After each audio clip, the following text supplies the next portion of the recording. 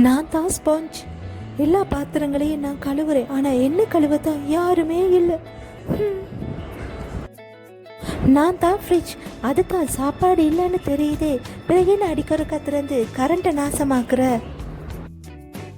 நான் தான் சோப். உங்கள் அழுக்குகளை நான் கழுவுறேன், ஆனால் எப்பயுமே முதல்ல என்னையே தான் கீழே விழ வைக்கிறீங்க. நான் தான் பெட். இரவு முழுவதும் காதல், காலை எழும்பின அடுத்த கணமே பிரிவு. நான் தான் ஃபோன்.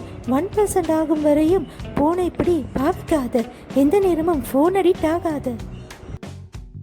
நான் தான் உப்பு. அளவாக இருந்தால் நண்பர்கள், அதிகமானா நண்பர்கள் பிரிவு. எல்லாருடைய வாயிலையும் போயிட்டு வரேன், இதுக்கு நீங்கள் கடவுள் கொடுத்த உங்களுடைய கையாலேயே சாப்பிடலாமே. நான் தான் சாக்ஸ். 2 தானே வந்தேன், கழுவின பிறகு இப்போ என்னைய உண்டாக்கி வச்சிருக்க, மற்றது எங்க?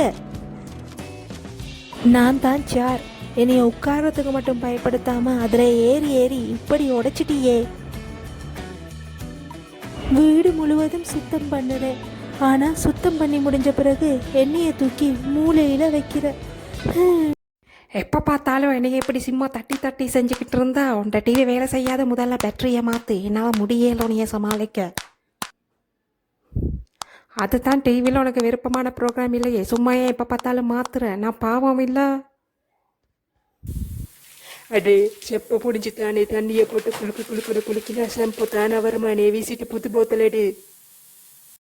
அதுதான் நான் கரைஞ்சிட்டேன் தானே, எண்ணெயை தூக்கி வீசி புது சோப்பை பாவி, புது சோப்போட எண்ணத்துக்கு எண்ணெயை சேர்த்து ஒட்டி வைக்கிறேன், என்னால் முடியல, தூக்கி வீசு. நான் முடிஞ்சு தானே ஒவ்வொரு நாளும் எண்ணெயை போட்டு புளிஞ்சு எடுக்கிறேன், இப்போ கத்திரிக்கோளால் கூட வெட்ட ட்ரை பண்ணுறேன், எண்ணெயை தூக்கி வீசிட்டு புது டூத் பேஸ்ட்டை பாவிடா.